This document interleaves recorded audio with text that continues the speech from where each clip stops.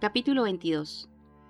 Nunca llegué a conocer mi país más que en fotografías. Cuanto sé de Rusia procede de cuentos, habladurías y recuerdos de otras gentes. Nací en una barcaza que cruzaba el Rin, en una Europa destrozada por la guerra y el terror. Supe años más tarde que mi madre me llevaba ya en el vientre cuando, sola y enferma, cruzó la frontera ruso-polaca, huyendo de la revolución.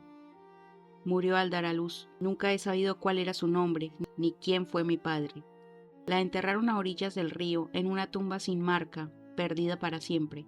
Una pareja de comediantes de San Petersburgo, que viajaban en la barcaza, Sergei Glasnow y su hermana gemela Tatiana, se hizo cargo de mí por compasión, y porque, según me dijo Sergei muchos años después, nací con un ojo de cada color, y eso señal de fortuna. En Varsovia, gracias a las artes y los manejos de Sergei, nos unimos a una compañía circense que se dirigía a Viena. Mis primeros recuerdos son de aquellas gentes y sus animales. La carpa de un circo, los malabaristas y un faquir sordomudo llamado Vladimir que comía cristal, escupía fuego y siempre me regalaba pájaros de papel que construía como arte de magia. Sergei acabó por convertirse en el administrador de la compañía y nos establecimos en Viena. El circo fue mi escuela y el hogar donde crecí.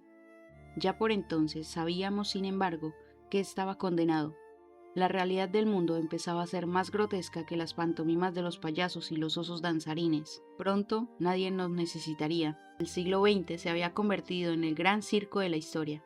Cuando apenas tenía 7 u 8 años, Sergei dijo que ya era hora de que me ganase el sustento. Pasé a formar parte del espectáculo, primero como mascota de los trucos de Vladimir, y más tarde con un número propio en el que cantaba una canción de cuna a un oso que acababa por dormirse. El número, que en principio estaba previsto como comodín para dar tiempo a la preparación a los trapecistas, resultó ser un éxito. A nadie le sorprendió más que a mí. Sergei decidió ampliar mi actuación. Así fue como acabé cantándoles rimas a unos viejos leones famélicos y enfermos desde una plataforma de luces. Los animales y el público me escuchaban hipnotizados. En Viena se hablaba de la niña cuya voz amansaba a las bestias, y pagaban por verla. Yo tenía 9 años. Sergei no tardó en comprender que ya no necesitaba el circo. La niña de los ojos de los 2 colores había cumplido su promesa de fortuna. Formalizó los trámites para convertirse en mi tutor legal y anunció al resto de la compañía que nos íbamos a instalar por cuenta propia. Aludió al hecho de que un circo no era el lugar apropiado para criar a una niña. Cuando se descubrió que alguien había estado robando parte de la recaudación del circo durante años, Sergei y Tatiana acusaron a Vladimir, añadiendo además que se tomaba libertades ilícitas conmigo. Vladimir fue aprehendido por las autoridades y encarcelado, aunque nunca se encontró el dinero. Para celebrar su independencia, Sergei compró un coche de lujo, un vestuario de dandy y joyas para Tatiana. Nos trasladamos a una villa que Sergei había alquilado en los bosques de Viena. Nunca estuvo claro de dónde habían salido los fondos para pagar tanto lujo. Yo cantaba todas las tardes y noches en un teatro junto a la ópera, en un espectáculo titulado El Ángel de Moscú. Fui bautizada como Eva Irinova, una idea de Tatiana, que había sacado el nombre de un folletín por entregas que se publicaba con cierto éxito en la prensa. Aquel fue el primero de muchos otros montajes similares. A sugerencia de Tatiana, se me asignó un profesor de canto, un maestro de arte dramático y otro de danza. Cuando no estaba en un escenario, estaba ensayando. Sergei no me permitía tener amigos, salir de paseo, estar a solas ni leer libros. Es por tu bien, solía decir. Cuando mi cuerpo empezó a desarrollarse, Tatiana incitó en que yo debía tener una habitación para mí sola. Sergei accedió de mala gana, pero insistió en conservar la llave. A menudo volvía borracho a medianoche y trataba de entrar en mi habitación. La mayoría de veces estaba tan ebrio que era incapaz de insertar la llave en la cerradura, otras no. El aplauso de un público anónimo fue la única satisfacción que obtuve en aquellos años. Con el tiempo llegué a necesitarlo más que el aire. Viajábamos con frecuencia. Mi éxito en Viena había llegado a oídos de empresarios de París, Milán y Madrid. Sergei y Tatiana siempre me acompañaban. Por supuesto, no había un céntimo de la recaudación de todos aquellos conciertos, ni sé qué se hizo el dinero. Sergei siempre tenía deudas y acreedores. La culpa, me acusaba amargamente, era mía. Todo se iba en cuidarme y mantenerme. A cambio, yo era incapaz de agradecer todo lo que él y Tatiana habían hecho por mí. Sergei me enseñó a ver en mí a una chiquilla sucia, perezosa, ignorante y estúpida, una pobre infeliz que nunca llegaría a ser nada de valor, a quien nadie llegaría a querer o respetar. Pero nada de eso importaba, porque me susurraba Sergei al oído con su aliento de aguardiente. Tatiana y él siempre estarían allí para cuidar de mí y para protegerme del mundo. El día en que cumplí 16 años, descubrí que me odiaba a mí misma y apenas podía tolerar mi imagen en el espejo. Dejé de comer, mi cuerpo me repugnaba y trataba de ocultarlo bajo ropas sucias y harapientas. Un día encontré en la basura una vieja cuchilla de afeitar de Sergei. La llevé a mi habitación y adquirí la costumbre de hacerme cortes en las manos, en los brazos, para castigarme. Tatiana me curaba en silencio todas las noches. 2 años más tarde, en Venecia, un conde que me había visto actuar me propuso matrimonio. Aquella misma noche, al enterarse, Sergei me dio una paliza brutal. Me partió los labios a golpes y me rompió 2 costillas. Tatiana y la policía le contuvieron. Abandoné Venecia en una ambulancia. Volvimos a Viena, pero los problemas financieros de Sergei eran acuciantes. Recibíamos amenazas. Una noche, unos desconocidos prendieron fuego a la casa mientras dormíamos. Semanas antes, Sergei había recibido una oferta de un empresario de Madrid para quien yo había actuado con éxito tiempo atrás. Daniel Mestres, que así se llamaba, había adquirido un interés mayoritario en el viejo Teatro Real de Barcelona y quería estrenar la temporada conmigo. Así pues, prácticamente huyendo de madrugada, hicimos las maletas y partimos rumbo a Barcelona con lo puesto. Yo iba a cumplir 19 años y rogaba al cielo no llegar a cumplir los 20.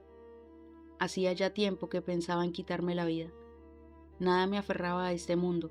Estaba muerta desde hacía tiempo, pero ahora me daba cuenta. Fue entonces cuando conocí a Mikhail Kolbenik. Llevábamos unas cuantas semanas en el Teatro Real. En la compañía se rumoreaba que cierto caballero acudía todas las noches al mismo palco para oírme cantar. Por aquella época circulaban en Barcelona toda clase de historias acerca de Mikhail Kolbenik, cómo había hecho su fortuna, su vida personal y su identidad, plagada de misterios y enigmas. Su leyenda le precedía. Una noche, intrigada por aquel extraño personaje, decidí hacerle llegar una invitación para que me visitase en mi camerino después de la función. Era casi medianoche cuando Mikhail Kolbenik llamó a mi puerta. Tantas murmuraciones me habían hecho esperar a un tipo amenazador y arrogante. Mi primera impresión, sin embargo, fue que se trataba de un hombre tímido y reservado. Vestía de oscuro con sencillez y sin más adornos que un pequeño broche que lucía en la solapa, una mariposa con las alas desplegadas. Me agradeció la invitación y manifestó su admiración por mí, afirmando que era un honor conocerme. Le dije que en vista de todo lo que había oído acerca de él, el honor era mío.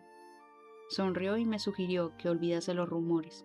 Mikhail tenía la sonrisa más hermosa que he conocido. Cuando la mostraba, uno podía creer cualquier cosa que brotase de sus labios. Alguien dijo una vez que si se lo proponía, Mikhail era capaz de convencer a Cristóbal Colón de que la tierra era plana como un mapa, y tenía razón. Aquella noche me convenció a mí para que le acompañase a pasear por las calles de Barcelona. Me explicó que a menudo solía recorrer la ciudad dormida después de medianoche. Yo, que apenas había salido de aquel teatro desde que habíamos llegado a Barcelona, accedí.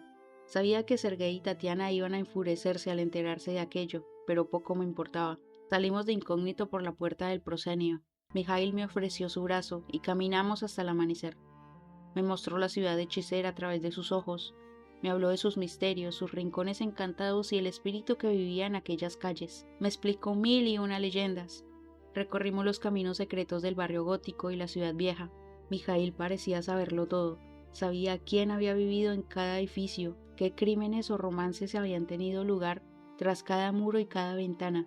Conocía los nombres de todos los arquitectos, los artesanos y los 1000 nombres invisibles que habían construido aquel escenario. Mientras me hablaba, tuve la impresión de que Mikhail jamás había compartido aquellas historias con nadie.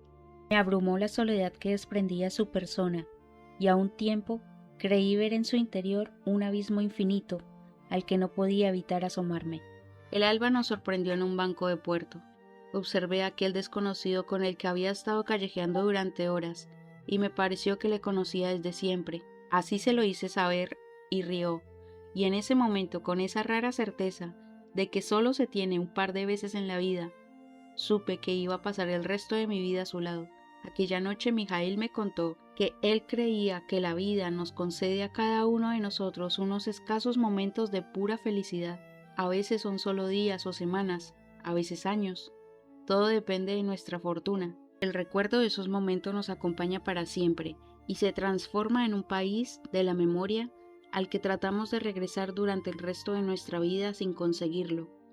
Para mí esos instantes estarán siempre enterrados en aquella primera noche, paseando por la ciudad.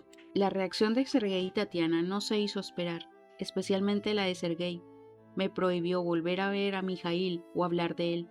Me dijo que si volvía a salir de aquel teatro sin su permiso me mataría. Por primera vez en mi vida descubrí que ya no me inspiraba temor, solo desprecio.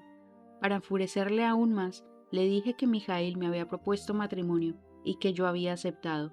Me recordó que él era mi tutor legal y que no solo no iba a autorizar mi matrimonio, sino que partíamos rumbo a Lisboa. Hice llegar un mensaje desesperado a Mijaíl a través de una bailarina de la compañía.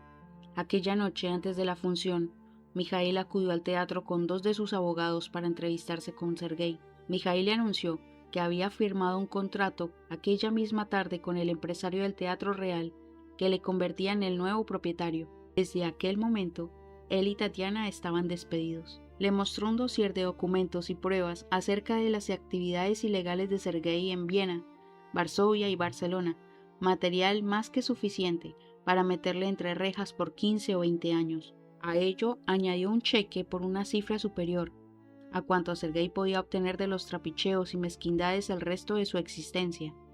La alternativa era la siguiente: si en un plazo no superior a 48 horas, él y Tatiana abandonaban para siempre Barcelona y se comprometían a no volver a ponerse en contacto conmigo por medio alguno, podían llevarse el dossier y el cheque. Si se negaban a cooperar, aquel dossier iría a parar a manos de la policía, acompañado del cheque, a modo de aliciente para engrasar la maquinaria de la justicia. Sergei enloqueció de furia. Gritó como un demente que nunca se iba a desprender de mí, que tendría que pasar por encima de su cadáver si pretendía salirse con la suya. Mijaíl le sonrió y se despidió de él. Aquella noche Tatiana y Sergei acudieron a entrevistarse con un extraño individuo que se ofrecía como asesino a sueldo. Al salir de allí, unos disparos anónimos desde un carruaje estuvieron a punto de acabar con ellos. Los diarios publicaron la noticia alegando varias hipótesis. Al día siguiente, Sergei aceptó el cheque de Mijaíl y desapareció de la ciudad con Tatiana sin despedirse. Cuando supe lo sucedido, exigí a Mijaíl que me confirmase si había sido el responsable de aquel ataque. Deseaba desesperadamente que me dijese que no. Me observó fijamente y me preguntó por qué dudaba de él, y me sentí morir.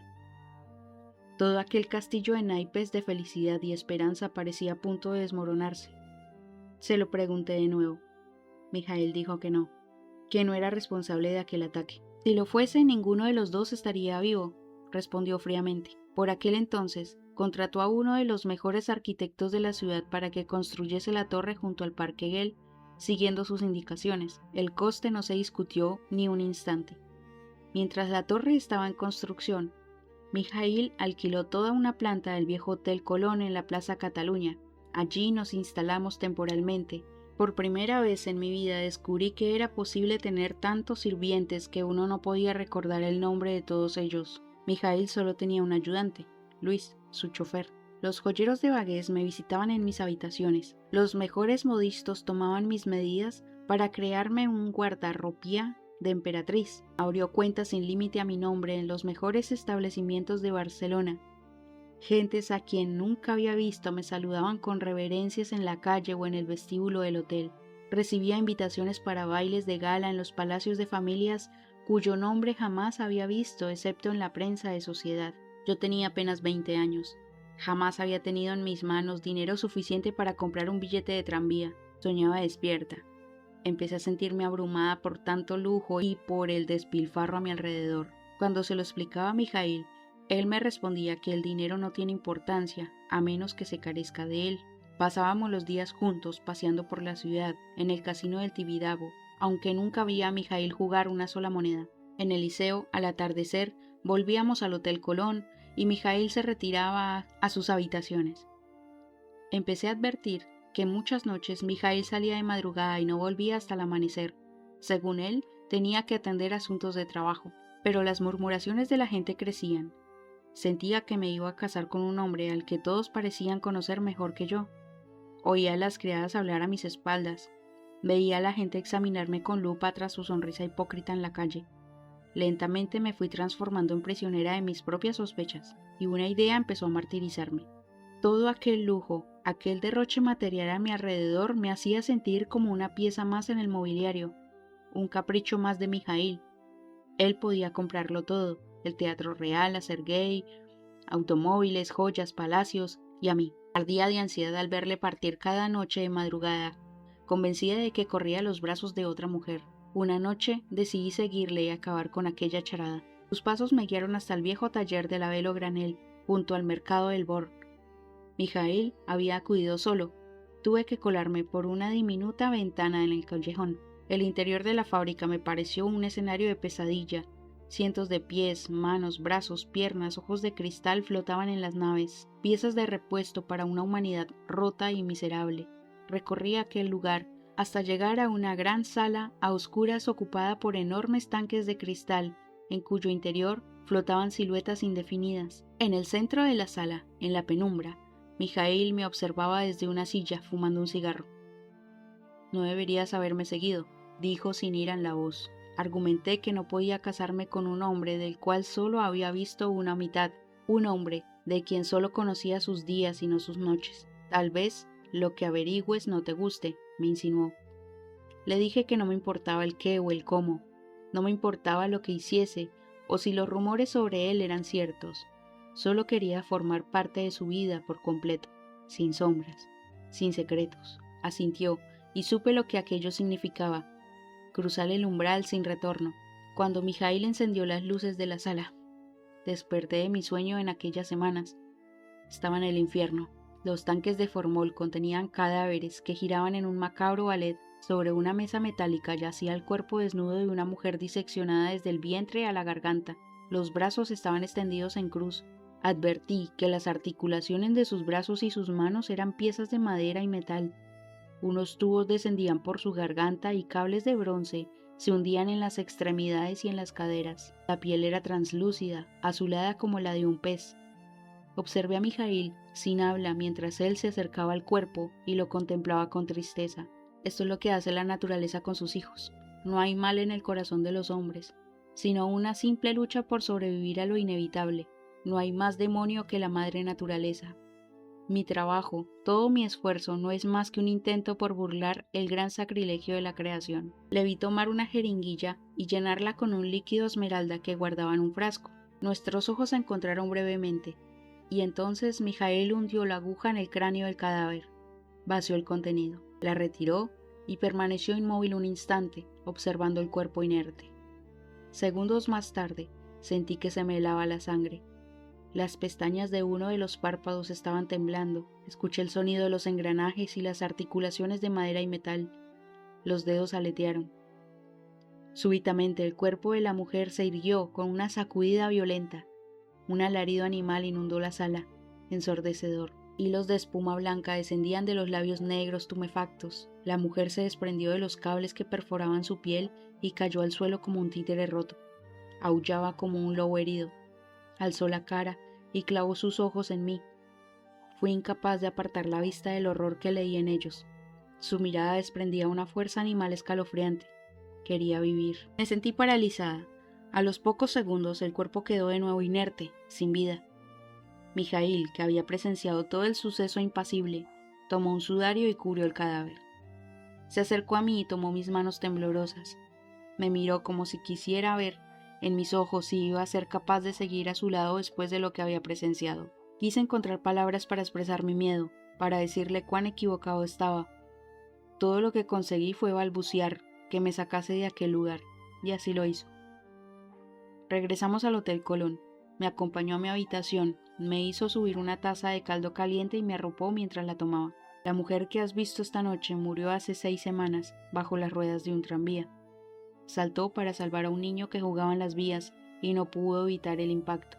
Las ruedas cegaron sus brazos a la altura del codo y murió en la calle. Nadie sabe su nombre. Nadie la reclamó. Hay docenas como ella, cada día. Mijail, no lo comprendes. Tú no puedes hacer el trabajo de Dios. Me acarició la frente y me sonrió tristemente asintiendo. Buenas noches, dijo. Se dirigió a la puerta y se detuvo antes de salir. Si mañana no estás aquí, dijo, lo comprenderé. 2 semanas más tarde, nos casamos en la Catedral de Barcelona.